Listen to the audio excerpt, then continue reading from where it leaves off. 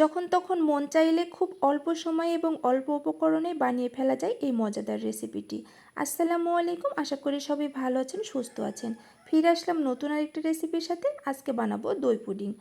তো এই দই পুডিংটা বানানোর জন্য আমি প্রথমে একটা বোলের মধ্যে নিয়ে নিয়েছি দুটো ডিম, আর সাথে দিয়ে দিলাম টেস্টের ব্যালেন্সের জন্য সামান্য একটু লবণ। তারপরে এখানে দিয়ে দিলাম হাফ কাপ টক দই। তারপরে আমাদের লাগছে 1 টেবিল চামচ পরিমাপ ঘি আর 3 টেবিল পরিমাপ দিয়ে দিলাম এখানে কনডেন্স মিল্ক। এই কনডেন্স মিল্কটা আমি হাতে বানিয়েছি এবং রেসিপিটা একটু আগে শেয়ার করেছি, যদি কারো ভালো লাগে অবশ্যই দেখে নেবেন। তারপরে হাফ কাপ কুসুম গরম পানি দিয়ে এটা খুব সুন্দর করে ফেটিয়ে নিলাম। চুলাতে একটা পানি গরম করতে দিয়েছি, সেখানে টিস্যু দিয়ে দিলাম। তারপরে এটা বসিয়ে এটা স্টিম করে নেব ঘড়ি ধরে 15 মিনিট। 15 মিনিটের মধ্যে এটা খুব সুন্দর করে আমাদের রেডি হয়ে গেছে। এ পর্যায়ে আমি বানিয়ে নেব সুগার সিরাপ।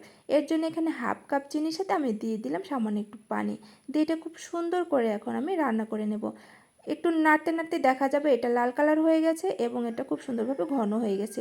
এ পর্যায়ে এটা আমি খুব সুন্দর করে এখন এটা দিয়ে দিলাম এই পুডিংয়ের ওপরে। এটা আপনারা গরম গরমও খেতে পারেন বা এটা আপনারা ফ্রিজে রেখে ঠান্ডা করেও খেতে পারেন। রেসিপিটি ভালো লাগলে অবশ্যই ট্রাই করবেন, ইনশাল্লাহ অনেক ভালো লাগবে। সবাই ভালো থাকবেন, সুস্থ থাকবেন। ফিরে আসবো নতুন কোনো রেসিপির সাথে।